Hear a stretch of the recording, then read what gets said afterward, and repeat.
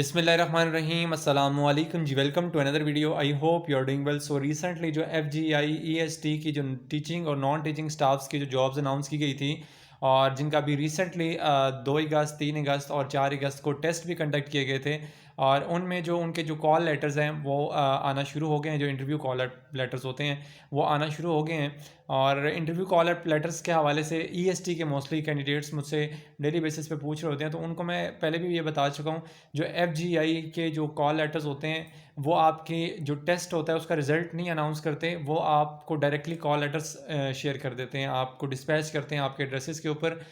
जो भी उनके मेरिट पे जो भी उन्होंने मेरिट अपना बनाया होता है उस पर जो भी कैंडिडेट्स फॉल कर रहे होते हैं, एग्जिस्ट करते हैं, तो बस उनको वो कॉल लेटर्स जो हैं वो शेयर कर देते हैं। अभी ये जो कॉल अप लेटर है ये क्योंकि जो सबसे लास्ट पोस्ट है वो चौकीदार है, फिर उससे पहले पता नहीं स्विमिंग मिस्ट्रेस इस तरह का कोई पोस्ट थी, आई डोंट नो, मुझे से याद नहीं है। फिर उससे ऊपर लाइब्रेरियन है, फिर असिस्टेंट लाइब्रेरियन है, फिर उसके बाद बाकी EST की हैं और बाकी नॉन टीचिंग स्टाफ्स की हैं। तो इसमें सबसे लास्ट और लो पे स्केल जिसका था वो चौकीदार था। तो ये इनके भी कॉल लेटर्स आए हैं। अब इससे नेक्स्ट स्टेप में जो इससे पहले वाली जो जॉब थी वो उसके आएंगे और एट द एंड जो है वो अनाउंस जो कॉल अप लेटर्स होंगे, जो इंटरव्यू कॉल अप लेटर्स आएंगे वो टीचिंग स्टाफ यानी EST वालों के आएंगे, ठीक है। तो उनका थोड़ा सा अभी टाइम है क्योंकि FGI वालों का ये है कि उनका कोई पता नहीं चलता वो किस टाइम कॉल अप लेटर्स आपको भेज दें। वैसे तो मैंने सबको यही बताया हुआ है कि 40 डेज़ के बाद आते हैं और बिल्कुल 40 डेज़ के बाद ही आते हैं, बट मोस्टली जो है वो बहुत ज़्यादा डिले भी कर देते हैं और कभी कभी जल्दी भी आ जाता है, तो इसमें मैं कुछ कंफर्म नहीं कह सकता। ये चौकीदार का कॉल अप लेटर है, ठीक है। एक कैंडिडेट थे जिन्होंने मुझे कल ये शेयर किया था, उस हवाले से मैं आपको ये गाइड कर रहा हूँ। और इसमें आपने सिंपली ये जिस तरह ये इनका कॉल अप लेटर है और इसी तरह बाकी जितनी टीचिंग स्टाफ की जो जॉब्स थी EST की, उसमें भी जो कॉल अप लेटर आएगा वो भी ऐसे ही बिल्कुल सेम टू सेम होगा, बस चौकीदार की जगह यहाँ पर EST टीचर लिखा होगा और इसके अलावा और कुछ भी नहीं होगा। बाकी आप जितने कैंडिडेट्स EST के हैं या नॉन टीचिंग स्टाफ के हैं, आपने अपनी जो तमाम प्रेपरेशन हैं इंटरव्यू के हवाले से वो भी से करनी है और साथ में आपने जितने भी डॉक्यूमेंट्स हैं वो भी से प्रिपेयर करके रखने हैं, ठीक है, तैयार रेडी करके रखने हैं। क्योंकि बाद में जब आपका इंटरव्यू कॉल अप लेटर आएगा तो फिर आपको बड़ी टेंशन होगी, कोई कोई सम टाइम ऐसी मतलब डॉक्यूमेंट्स होते हैं जो आपके पास अवेलेबल नहीं होते। सो दैट्स वाई अभी आपने ये जितने भी डॉक्यूमेंट्स यहाँ पर दिए गए हैं, बताए गए हैं कि जो आपने at the time of interview साथ लेकर जाने हैं, जिसमें आपके पास सबसे पहले यही कॉल अप लेटर है जिसको आपने प्रिंट आउट करके लेकर जाना है, साथ में अपने नेशनल आइडेंटिटी कार्ड लेके जाना है, फ्रेश पासपोर्ट साइज़ फ़ोटोग्राफ लेके जानी है और original educational domicile along with 1 multiply set of attested copies. और एक आपने जितने भी आपके ओरिजिनल एजुकेशनल डॉक्यूमेंट्स हैं, मैट्रिक, SSC, FSC और उसके बाद आपकी कॉलेज यूनिवर्सिटी, ठीक है, ये सारे डॉक्यूमेंट्स आपने जितने भी आपके एकेडमिक डॉक्यूमेंट्स हैं ये सारे आपने लेकर जाने हैं ओरिजिनल। और उसके अलावा आपने डोमिसाइल लेके जाना है और उसके अलावा जितने भी आपके ये डॉक्यूमेंट्स हैं इनकी फ़ोटोकॉपीज़ करवा कर आपने एक सेट बनाना है और उस सेट को आपने अटेस्ट करवाना है, ठीक है, किसी भी 16-17 ग्रेड के ऑफिसर से, वो भी साथ लेकर जाना है। फिर उसके बाद आपने NOC लेने हैं। उन कैंडिडेट्स के लिए NOC है जो ऑलरेडी कोई गवर्नमेंट एम्प्लॉयज़ हैं, ठीक है, उनके लिए। अदरवाइज़ कोई फ्रेश हैं तो उनके लिए NOC की ज़रूरत नहीं है। फिर थर्ड में है जी disability certificate from district assessment board for disabled person only, ठीक है। तो ये भी सिर्फ डिसेबल लोगों के लिए, जो माजूर हैं उन लोगों के लिए, अदरवाइज़ बाकी जो ठीक हैं उनके लिए ये डिसेबिलिटी वाला कोई क्राइटेरिया नहीं है। फिर लास्ट में है जी fill in the biodata form attached with the call up letters. अच्छा, ये जो कॉल अप लेटर है जब भी आपको ये रिसीव होगा इसके साथ आपको एक बायोडाटा फॉर्म भी दिया जाएगा, ठीक है। और उस पर मैंने पहले भी एक सेपरेट वीडियो बनाई थी, इससे पहले जब वैकेंसीज अनाउंस हुई थी, तो बायोडाटा फॉर्म आपको मिलेगा, इसी लेटर के साथ अटैच होगा। उस बायोडाटा फॉर्म को आपने क्या करना है, फिल कर रहे हैं, ठीक है।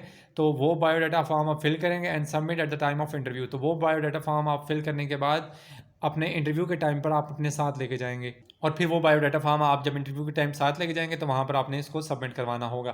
फिर थर्ड में है जी change of interview centres will not be entertained in any case. तो आपका सेंटर जो है सम टाइम चेंज भी हो जाता है, बट यहाँ पर उन्होंने क्लियरली ये मेंशन किया हुआ है कि आपका इंटरव्यू सेंटर जो है वो चेंज नहीं किया जाएगा, क्योंकि मोस्टली कैंडिडेट्स ऐसे होते हैं फर्स्ट टाइम जब वो अप्लाई कर रहे थे तब उन्होंने जो सेंटर है वो कोई और मेंशन किया होता है, बट जब इनका कॉल अप लेटर आ जाता है तो वो कहते हैं कि अब हम दूसरे शहर में हैं तो अभी हमारे लिए कोई पॉसिबिलिटी बन सके, तो फिर उन्होंने क्लियरली यहाँ पर मेंशन कर दिया कि आपका सेंटर जो है वो चेंज नहीं होगा। फोर्थ पॉइंट है the result of minimum required degree certificates qualification must be declared on or before closing date of application 15 July 2024। तो इसका मतलब ये है फोर्थ पॉइंट का कि आपका जो रिजल्ट है मिनिमम। अब मैं इसमें इस हवाले से ये बता दूं कि मोस्टली कैंडिडेट्स ऐसे होते हैं, मुझसे ये क्वेश्चन लाजमी पूछते हैं, चाहे उन्होंने एफपीएससी में अप्लाई करना हो, एफजीआई, एफडी, ईएसटी या जिधर भी अप्लाई करते हैं, तो ये पूछते हैं, मतलब मोस्टली ऐसे कैंडिडेट्स होते हैं जिनकी डिग्री अभी कंटिन्यू होती है। सपोज़ के अभी वो एमएससी कर रहे हैं और उनका सेमेस्टर भी मे बी हो सकता है कंप्लीट हो गया हो, बट उनका अभी तक रिजल्ट नहीं आया, ठीक है। तो उनका रिजल्ट आ रहा है जी, जो क्लोजिंग डेट थी, सपोज़ के ये जो एफजीआई ईएसटी का टेस्ट आपने दिया है, जब आपने इसमें अप्लाई किया था, तो अगर इसकी जो क्लोजिंग डेट 15 जुलाई थी, जबकि आपका एमएससी का जो रिज़ल्ट है वो 15 जुलाई के बाद यानी 16 जुलाई को आ रहा है या इसके बाद कभी भी आ रहा है, तो आप अप्लाई कर देते हैं कि नहीं सर हमने तो पास तो किया हुआ है, बट ये है कि हमारे पास अभी रिज़ल्ट नहीं है, वो हमारा अनाउंस होगा 15 के बाद, ठीक है। तो याद रखें, ऐसे जब भी आप अप्लाई करेंगे तो वो आपको इंटरटेन नहीं करेंगे। आपका रिज़ल्ट या आपके पास जो भी डिग्री सर्टिफिकेट आपका है, जिस बेस पे आप अप्लाई कर रहे हैं, वो आपकी जो डेट उस पर लिखी होती है रिज़ल्ट की, या डिग्री के ऊपर जो डेट लिखी होती है, वो आपकी, जिस तरह यहाँ 15 जुलाई है तो 15 जुलाई से पहले पहले की लिखी होनी चाहिए। बेशक वो 14 जुलाई हो, बेशक 15 जुलाई भी हो, तब भी कंसिडर होगा। अगर 15 जुलाई के बाद की डेट लिखी होगी उस सर्टिफिकेट के ऊपर, तो वो आपको इंटरटेन नहीं करेंगे। तो जब भी ऐसे कैंडिडेट मुझसे क्वेश्चन करते हैं कि सर हमारा जो रिज़ल्ट है, मतलब अभी हम अप्लाई कर देते हैं, 2-3 महीने बाद टेस्ट होगा, तब तक हमारा रिजल्ट भी आ जाएगा, तो कभी भी ऐसे अप्लाई ना किया करें, आपकी जितनी भी फीस है वो वेस्ट जाती है, ठीक है। तो इस चीज़ को मेक श्योर किया करें। फिफ्थ पॉइंट है, if a candidate is absent in interview due to any reason, no separate interview will be conducted for him और हर।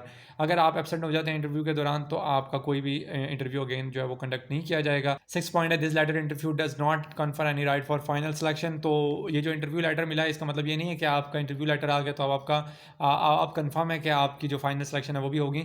नो, ऐसा बिल्कुल भी नहीं है, ठीक है।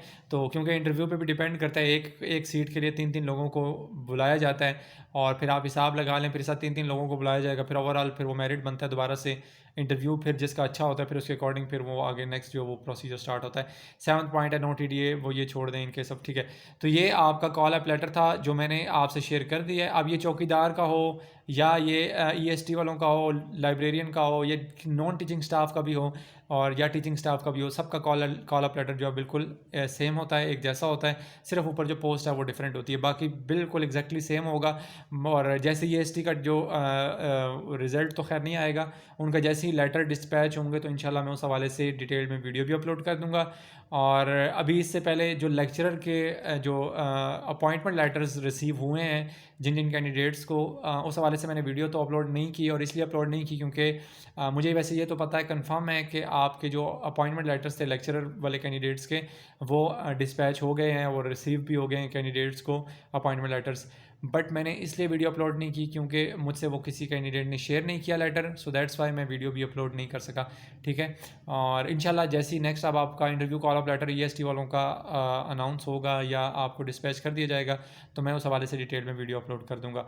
इसके अलावा अगर आपको कोई भी किसी किस्म का भी कोई क्वेश्चन हो, then you can ask in comment box section. Next video तक के लिए अपना बहुत सारा ख्याल रखिएगा और दुआओं में याद रखिएगा। अल्लाह हाफिज़।